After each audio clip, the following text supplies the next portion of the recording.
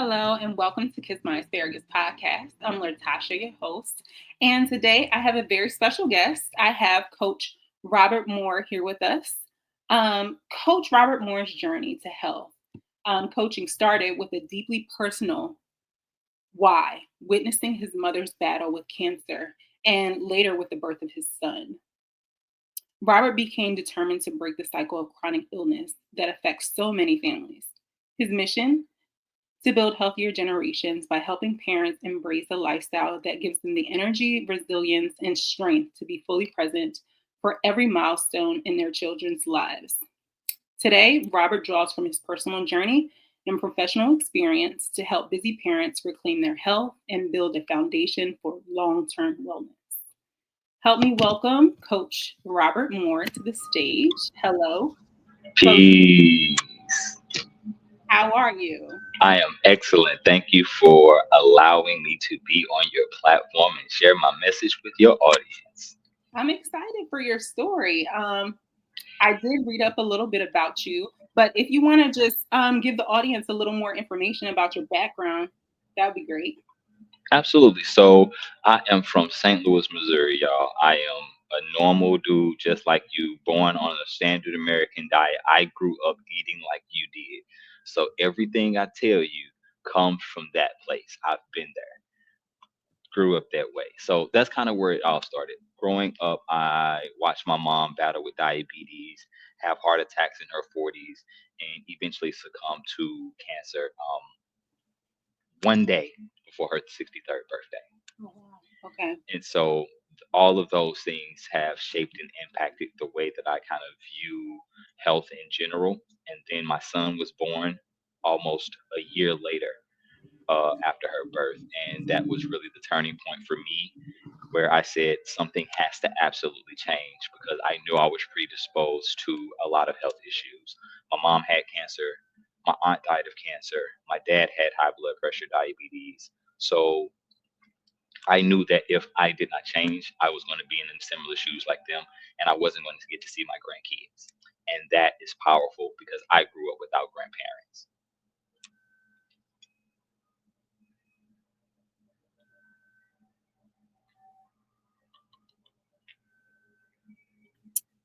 Yeah, I was on mute. Sorry about that. So you emphasize simplicity in your programs. Can you talk to us about your programs and how you shape them and, when you started to become plant based? So plant based for me started 2020, no, 2014, late, yeah, 2014. So coming up on the year 11. And the reason why things have to be simple for me, I'll tell you more of my story. When I went plant based vegan, the idea was kind of mine, but it wasn't. So I was married at the time, and my ex wife was like, "Hey, we're going to do this thing," because I wanted to make the change, but as a man, I resist change. So I was like, "Yeah, you can go ahead and do that. I'm not going to." And she said, "Well, got an option for you." Because she was the primary cook, she was a stay-at-home mom. She said, "I'm not cooking two meals, so you can either eat what I cook, or you can cook for yourself." And that's how I became plant-based. And Nice. so the reason why I have to keep things simple is since our separation, I am a full time entrepreneur and I co parent my little people. So I have a 11, now 10, and 9-year old. And they're with me all the time because they were homeschooled when I first started this business. And so I needed meals that allowed me to get everything done and stay on track. And I don't like cooking. So if it Okay. takes me longer than 30 minutes in the kitchen, it's not likely going to happen. So I Okay. had to come up with ways to make it fit all into all of those criteria. So I devised very simple formulas on how to put your meals together, how to pair foods so that there is no thinking about it. And we're still talking about whole foods, not going to the vegan processed stuff because that's just as bad as some of the regular processed stuff. Yeah. So can you share a particularly memorable success story with one of your clients that you've had? Absolutely. The one that comes to mind most often is one of my clients, Patty. She was in her mid 30s and already diagnosed with diabetes and on metformin. And I know as a nurse, you know what metformin is and how it affects the body. They say it's supposed to help with diabetes, but it causes all these other issues. Yes. Yeah. So, being that she was from New York, she did a lot of movement. She was an esthetician. This was really weighing on her. She didn't want to go the rest of her life stuck on medications. So we made the shifts that we needed with her diet. We made the shifts that we needed with her movement, with eliminating the foods that actually caused the problem. And we started to see the numbers reverse. She went from an A1C of a 7.9 down to 6.4 in 12 weeks. Nice. Okay. And so for those who don't know anything about what A1C, Oh yeah. I, I'm talking like y'all know. Because I know Latasha knows. So 7.9, you are full blown diabetic on diabetes medication, and depending on where your blood glucose level is at any given time, possibly headed to a diabetic coma. Not to scare you too much. But once you get down under a 6.5, get around at 6.4, now you're no longer even pre diabetic. You just start to move back into that safe zone. So we moved her from full blown diabetes to right there at pre diabetes before, but even in months after, we got it down even lower. So her story was one of the most powerful, only because of her. Not only because, well, one, because of her age, and two, because it was a complete reversal, Yeah. and that's powerful. So, what do you think some common obstacles for some of your clients are? What are the most common ones you think they face? The most the challenges that most people get are one, misinformation, Mhm. two, consistency. They think that it's going to take a lot to be consistent because they haven't been consistent before. So I guess instead of consistency, we'll say mindset. We'll lump that under mindset and lack of knowledge. So misinformation is huge because it makes people think that the wrong thing is right. The Mhm. mindset keeps them stuck in the loop of doing the same actions and not taking the action that's in their best interest, and then not knowing what to actually do because of the misinformation. And so to counteract all of those, I do my best to do one-on-ones to understand where the misinformation is and then correcting that. Two, we work on one of my pillars that we work on with everyone is mindset shifts. We have to eliminate the limiting beliefs, the things that you think are right but that aren't just not so. And then we have to give you all the tools you need to make it simple. So that's where your meal plan comes in, your pre-made workouts, your sleep hygiene guides. I made a guide for almost everything. And then you have me there as a coach to help you through the process. Okay, and this is your vitality blueprint, right? Correct. Okay. So you're incorporating sleep hygiene, exercise, a plant-based diet, correct? And then they get the coaching with you as well. Correct. Okay. So beyond diet, like you said, you mentioned movement, hydration, stress management. How do these components work together to promote overall health for those that don't know? So imagine your health being like a wheel, and there are six major pillars or six spokes to that wheel. If one of those spokes is short or broken, your wheel ain't gonna roll too easy. So the six pillars of health are to detoxify your life, remove the foods and products that are actually causing you the problem, optimize your nutrition with a whole food plant-based lifestyle so that you're getting nutrient dense foods, optimize your hydration, which if you're eating whole food plant-based, you're going to take care of half of that already. And then we get into the parts that people overlook. We have to maximize your fitness because once your fitness is maximized, now your metabolism is moving correctly and it helps to correct the hormonal imbalances within the body. Then you get into your sleep hygiene. You can be eating good, drinking good, and moving all you want, but all of those are just building blocks. But when does the architect or the builder come in to actually use them? And that's when you're sleeping. So you just basically gave him all the tools. So when you sleep is when your body goes through its restorative processes, figure out what cells to keep, what cells to get rid of, eliminating hormones and all of that. Then we get into the last step, which is stress management. Most people don't realize one of the biggest hormones controlling your life right now is cortisol. It's making you crave foods that you don't want. It's messing up your sleep, all of these things. So by eliminating the stress and then giving you techniques to manage the stress that we can't eliminate, you lower that, which is putting everything else in play. So each one kind of tacks on to the other. It's a building block so that you have this solid foundation of health. I see. And I did check out your website and seen that you sell herbs as well, which I'm a big advocate for. They're very helpful for detoxification, as well as like minerals and a lot of the herbs as well. So, what ones do you use primarily in your programs with clients? So with my clients, it's dependent on where they are. So the package that you saw is a 14-day herbal detox program that I put together when I was looking for one for myself.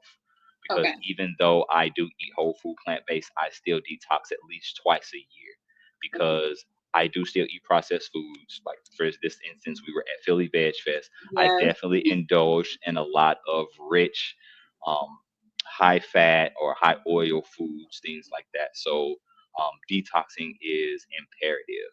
But herbs that I use with regularity with everyone are going to be ginger, turmeric, nettle, marshmallow, and oftentimes these are anti-inflammatory and gut healing.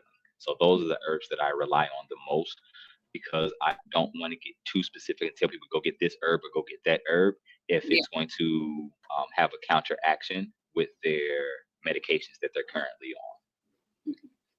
Well, that's a good point to bring up because I think a lot of people neglect the fact that, they might be on a medication and there might be some interactions there when they just, blindly pick up some herbs and take them. Um, Hmm. that's information that people do need to understand is the interactions that they can have if they are on medication. Um, and you did mention Veg Fest, which I definitely was at, and I really thoroughly enjoyed the sushi that they had there. Yes, What was your favorite dish there?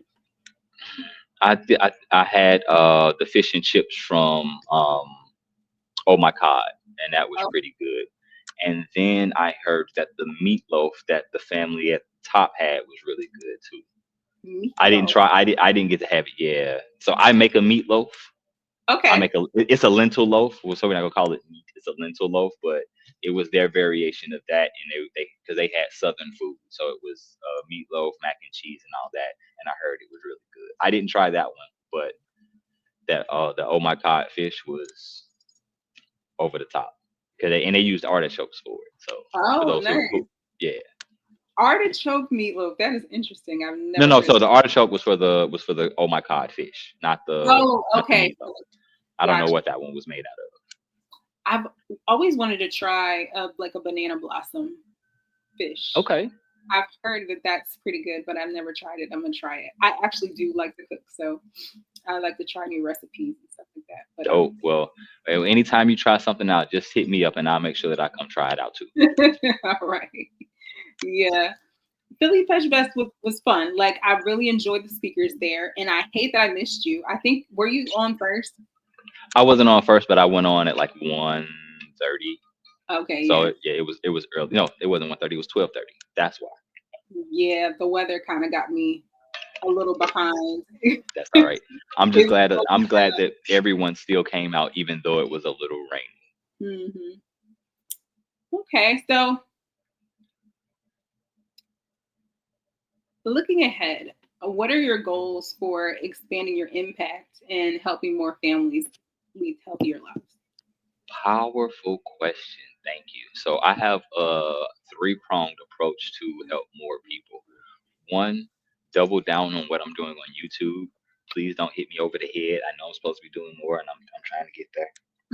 Number two is actually moving away from the internet as much and getting actually face to face, belly to belly with people, and starting outreaches to local churches so that I can actually get to our people where they are and talk to them about the things that are harming them. Because church, a lot of people go in saying, "Oh, can you pray for my illness?" When faith without works is dead, is what I've heard before. So we got to Yeah. make sure we're putting in the actual work, not just praying for better health. And then the third is more events like Philly Veg Fest, more conferences, more speaking events so that I can speak to the masses. Good, good. I'm really wanting to do more. I'm really wanting to get out more. I'm very introverted, so I'm trying to get over that so I can actually be more impactful. But, starting with the podcast is where, I'm starting. I'm Right. just wanting more of us to understand the healthcare system Yeah, because absolutely. I work in the inner cities and I've worked there majority of my career. And, you see the same chronic diseases over and over and over again. And the common the common theme that I hear with us is, oh, it's genetics. It runs Right. in my family. And as you know, at VegFest, Dr. Mills, he definitely touched on that in a very comical way. But like, Right. yeah, I want us to understand more of the fact that, when we eat foods, it's building our genetics, Yeah, not the other way. absolutely. So, And that's just a part of the misinformation that's out there is we've heard, and even doctors, because you're in the industry, you often hear doctors say, oh, it's hereditary, it's in your family, but they don't really explain what that means. mhm. I always say the only thing that's hereditary is the way you eat, because you eat like Big Mama and Uncle Saul and everybody else. That's why everybody got the same issues, because all Yeah. y'all eating the same. Ain't none of y'all moving, ain't none of y'all managing stress, ain't none of y'all doing the things, and there's a lot of alcohol involved, unfortunately. And we do not talk about that enough, especially in our community, because of the negative effects that it has, especially on diabetes, especially on cancers, especially with brain cancer for women, with all of the additional research that's been coming out. So it's making sure that we address those. But to speak on the part that you were talking about, that inner city, it's the misinformation and then the lack of knowledge of what they can do with the resources that they have. Oftentimes, people think because they live in a food desert that they cannot eat healthy, and that's untrue.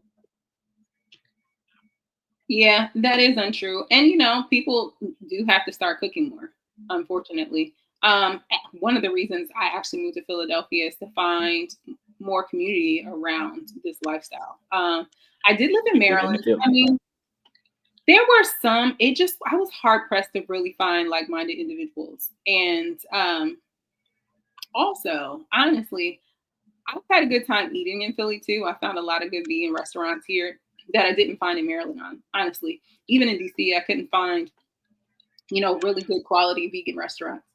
I'm jealous. I live in South Florida. You would think that between Fort Lauderdale and Miami, we'd have all of the best vegan food. Nope. Really? Y'all got us beat hands down. Yeah, Philly has a ton. I've been Like to at least like five. literally, there were at least 3 vegan restaurants within walking distance of my hotel. Really? Like you're not finna find that down here. Yeah. So that alone. So yeah, no, y'all got it up there in Philly, especially on So the food thing. how did the rest of your family receive your lifestyle change? I've been the outcast. I went vegetarian at 18 years old. So my Oh, family's used to me being different. okay. So that once I made the transition to fully plant based, it was just the next logical step. They didn't see any different. And thankfully, I actually had one of my cousins reach out over the past weeks, like, "Hey, I'm finally ready for some help."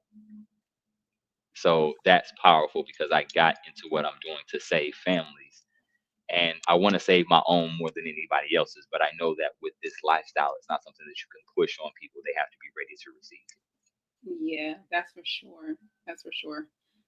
Part of my mission started with my family. If you watched any of my episodes before, my dad was like the big inspiration behind my podcast because yes, you cannot push stuff on people, but I felt like a broken record, like just talking to everybody around me about their health. And I'm just like, you know what? I'm just going to start a podcast and There you go. see somebody There you else go. start listening to the things I'm trying to tell them. But yeah, I've had like family members, struggling with the decision to actually change their diet and try one of these GLP-1 drugs. What are your thoughts? What are your thoughts on that? And it's just like I'm trying to like some of them have struggled their entire lives with weight, and you it's hard. It's like a balance trying to discuss with them their options because they believe it's genetics. They believe that, they've struggled with this their entire lives because that's just the way it is. And this is, how they're going to be. But I try to explain to people that you may be predisposed, but what you're putting inside of you is really setting in stone what you're going to What be. you got? Absolutely. So I despise those drugs. I don't think there's ever a reason to use them, especially since as how weight loss is a side effect of the Yeah. drug, Mhm. not the main reason to use it. It's the side effect. And so that alone is why not to use it. And then it doesn't teach people what to actually do. That's the same way that I was against lap band and gastric bypass surgery because yeah, you can do all of these extreme things and people will look at change and call us as whole food, plant-based or vegans, whatever term you want to use. They'll call us extreme, but they Mhm. don't see how getting half of your stomach cut out or taking this medicine, they don't see that as extreme. So it's up to people like us to really turn that vision around and show them what's really extreme. It's extreme to go into anesthesia and have part of you cut away. It's extreme to have these chemicals in your body that were meant to do something else, but you're using it for the byproduct. And most people aren't aware of the problem that it's giving their kidneys, that it's Yeah. giving their liver when they use those drugs.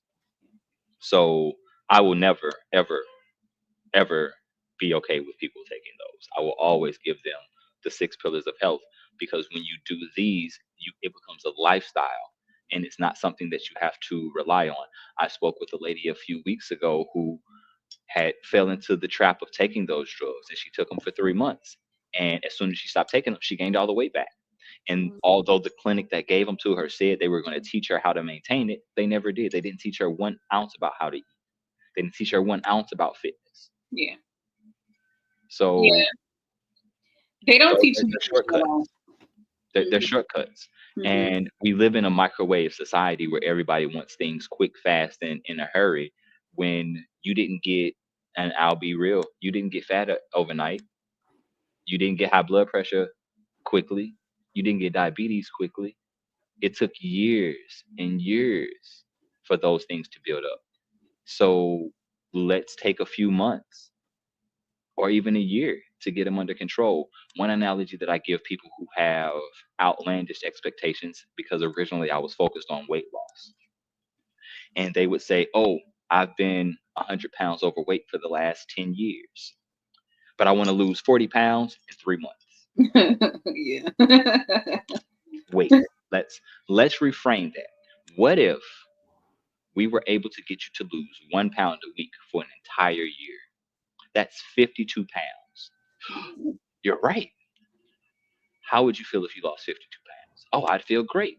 So just think about it that way versus this big number. Yeah, true. You hear stories of people losing 20, 30 pounds in 3 months. It is possible, but it's not always probable and it's not always sustainable at that level. That can happen when you got a lot of weight to lose in the beginning, but what happens when you get down to those last 10, 5 pounds and now you're feeling stuck or at a plateau and you resort back to old stuff and start to gain the weight back? Let's focus on habit changes that you can maintain. I don't teach people how to diet. I teach people how to live so they never have to diet again. I see. So, what are some like common meals that you suggest for people that are simple for them to make? What's like a go-to one for people that you suggest? Instead of meals, I'll call them meals. Smoothies, Okay. bowls, and wraps. Yeah. Smoothies for breakfast, bowls for lunch or dinner, and wraps for lunch or dinner. Meaning a smoothie is going to be fruit, some protein, some hemp seeds, some nuts, some seeds, some plant milks, and some adaptogen powders, preferably Okay. maca powder, ashwagandha. We can get deeper into that later on. For lunch, you want to put together a grain bowl, a quinoa, Mhm. a millet, a couscous. Pair it with cruciferous vegetables, and then pair it with a healthy fat, and then add in some lentils or some chickpeas so that you get your protein. Or if you want to take it to the next step, because everybody's wondering where we're going to get our protein, start adding our tofu. Let's add in our tempeh. Let's add in our seitan. Okay.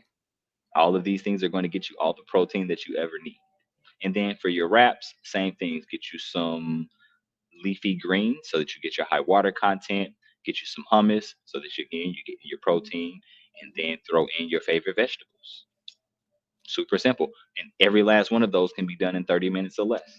Or just get some pasta. Like that's one of my go-tos when I ain't got time and I'm just ready to be done. Lentil pasta with a red sauce and throw in my favorite veggie. Okay. So you're an advocate for tofu. I had a episode with a panel of guys. It was a men's health episode, and they had a huge debate about soy. Like two of the guys, including me, we don't consume soy. Like I avoid soy. If I'm gonna do a soy sauce, I'll do like tamari. Hmm. I might do soy sauce on, like the vegan sushi at Veg Fest. I'll do that, Right, but right.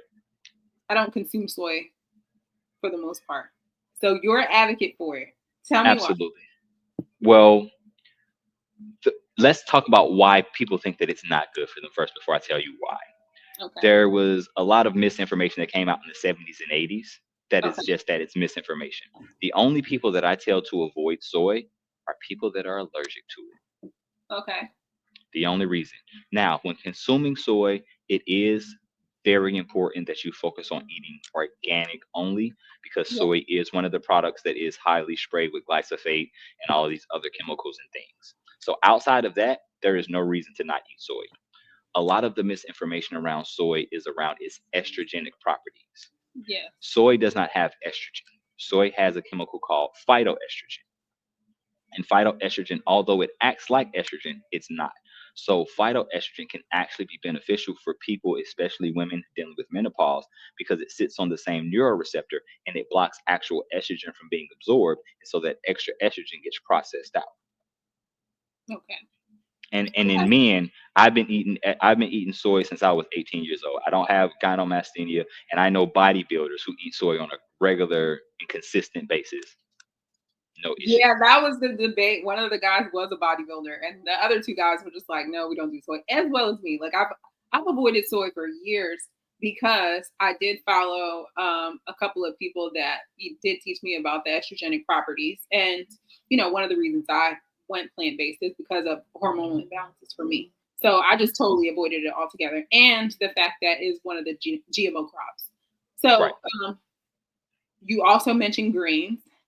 How do you feel about wheat? That's another thing that I try to tell people to, if they really want to lose some weight, to stay away from. What are your Mhm. thoughts on wheat? I tell people to stay away from wheat until they get their inflammation in their gut under control. Once their gut is healthy, you can use wheat sparingly. It's not Wheat is not the problem. It's what has happened with the production of wheat and the fact that most of the wheat that we eat has been stripped away from the brand. And so you really need all of those fibers. But also, wheat is also one of those that is highly sprayed with pesticides. So making sure that it's organic and using it in small amounts. Because myself, I had gluten sensitivity until I got rid of gluten completely, got my gut health under control, and now I can eat gluten with regularity without it having the same issues and inflammation that I was having before. Because I had IBS real bad. Yeah, I to not be TMI, so did I. With wheat in particular, and it still affects me to this day. So I avoid wheat like the plague. Okay. And from information that I've just consumed over the years, I've heard that wheat will spike your blood sugar higher than like sucrose or like table sugar. So that's the other That part. Outside of the gluten being so inflammatory, and the fact that the gluten is inflammatory because there's such a high content of gluten in this new wheat that they've hybridized. correct. So the wheat of centuries ago Years, right? had such high gluten content. That's why Dr. Sadie is okay with spelt, because the gluten content is so low that it Right. doesn't affect you the same way. So this is also a take when people have to that I want people to take a look at. It's not also just the wheat. If you're eating it in breads or in these other baked products, it's the other chemicals that are Yeah. in it that's causing the inflammation and the gut problems, not just the wheat by itself. Because you can go out of this country and eat wheat and eat bread and eat just even regular white bread, and it's not going to have that same digestive issue for you. It's not the same type of wheat though, too. But again, that's But I that's get a what part you're of saying. that's a part of the American food chain. Yes. And so that's my take on that. So yes, so as far as wheat spiking your blood sugar, that's again if you're eating it in its processed form. Because wheat comes with fiber, and that alone, I'd have to see the studies on that before I give my full breakdown. But Mhm. like just logically, wheat comes with fiber. Fiber Mhm. prevents blood sugar spikes. That's why you as a diabetic as slow down, untie your tongue. That's why as a diabetic, you can eat all the fruit you want Exactly. Yes. Yes. because it's coming with the fiber. It's coming with Mhm. the micronutrients that help offset the little bit of sugar that or the spike in your blood sugar. And something that's often overlooked when we're talking about wheat or fruits in general, people always get super hyper focused on the glycemic index Mhm. instead of focused on the glycemic load. Okay. So the Talk to me glycemic about that because I haven't even heard anybody talk about a glycemic load. I've always heard glycemic index. right. So the glycemic index is how much your blood sugar is going to could spike because of it. But no one's talking about the glycemic load, which is how your Uh, body's actually adjusting to that spike. So something like a pineapple, yeah, it has a high glycemic index, but it also has a low glycemic load because it's coming with all the fiber, it's coming with the bromelain and things that fight the inflammation. and the fiber actually slows the release of the sugar into your bloodstream as well. So Correct. you are definitely Correct. on point with that. And let's talk about this. It's not just about your blood sugar, it's about what's happening inside of your body. Because we both know that the sugar in fruit is not the same as the sugar from carbohydrates. It's fructose versus glucose. And we Uh-huh. know that fructose doesn't need insulin to be used as energy by the cells. Glucose needs that release of insulin. So that's why people with diabetes can eat more fruit and it improves their insulin sensitivity because their body doesn't have to release that insulin in order to use that energy. Yes, that's important for people to know because there is all this, like you said, misinformation. And when people talk about fruit and it having too much sugar, it's just like so irritating. I'm like, It's come on, cringe. It's cringe. natural sugar. Every time the hairs on the back of my neck stand up, and I want to just reach through the screen and do that to people. God made this for you to eat it, okay? God did That not part. make the other sugar, the processed sugar, so it's good for people to know. Good information. So, what would you tell someone that's like new to plant based life, like what their first step should be, like, for them to Absolutely. be successful? Beautiful question. The first thing I'm gonna lean in so you actually hear me. The first thing I want you to do is stop being hard on yourself. I need you to be compassionate. Not I need. I'm going to ask that you be compassionate with yourself for all the damage that you've done so far, Yeah. for all the information that you didn't have. That's starting number one. Because if you're beating yourself up over what you did before, it's going to leave you without the energy to move forward. The second thing that I want you to do is detoxify your life. Get rid of everything that's actually causing you the problem. And as a vegan, most people think the first thing that I tell them to get rid of is going to be meat, and it's not. The first thing I want to ask you to get rid of are those prepackaged foods that has a laundry list of ingredients that you need at the stores and a chemistry degree to be able to pronounce. Yeah. Eliminate that first. Then let's start to crowd your plate with more whole foods, grains, fruits, veggies, legumes, which are your nuts, seeds, and beans, stuff like that. Then focus on your fitness. Make sure that you're getting up and getting active. True cardio is not the best form of fitness, but if that's all you can do right now, get up and go walking. And then move that into strength training. After that, make sure that you're getting quality sleep by protecting your sleep the same way that you protect the appointments that you have to go to work or for them other things you got going on in your life. And then lastly, find a way to manage your stress. Breath work, meditation, journaling, dancing, running, yelling in a pillow. I don't care what it is. Just let it out. Yeah. All good tips. All good tips for sure. I think we live in this like hustle society, and people really neglect their health for, the dollar to, get to the next level in their lives. And it's just Mhm. like, y'all, I'm going to sleep. I'm doing my meditation. I'm taking a rest. Like nothing is more important than my health and my vitality. So that's definitely Absolutely. to make to people and to let people know that your health is your wealth. And, it's not just about the diet. There's other things that you need to be mindful of as well. So, but I mean, it's been, a pleasure talking to you. You've given us some Give thanks. information. I do want to know like where we can find you, and how people can get a hold of you, check out your programs, where they going. Abs- Absolutely. This conversation has been great. And thanks again for allowing me to share on your platform and creating this space. So you can find me super simple. I made it simple for everybody. I am Coach Robert Moore on whatever platform you go to: Instagram, TikTok, YouTube, Facebook, Pinterest, LinkedIn. My website is also coachrobertmoore.com. I did my best to keep it simple so that it's simple for you. Um, my, yeah, All right. Well, it's on the ticker at the bottom, even though it's very simple and they see your name here on the screen as well. Any parting words for the audience that you would like to express before we go? absolutely. Nothing is going to change until something changes. So I'm going to ask you to find your why. Why do you want to be healthy? Why is it important? And what would be important enough for you to do it? So for me, my why is my little people. I want to see them grow up and be the best young men that they can be and be there for my grandchildren. So it helps dictate the actions that I take or don't take. When your why is big enough, it controls everything else. All right. Thank you so much, Coach Robert. It's been a Absolutely. pleasure. I Thank appreciate you. your time for sure. It has been. Appreciate you. All right. Peace. Bye bye.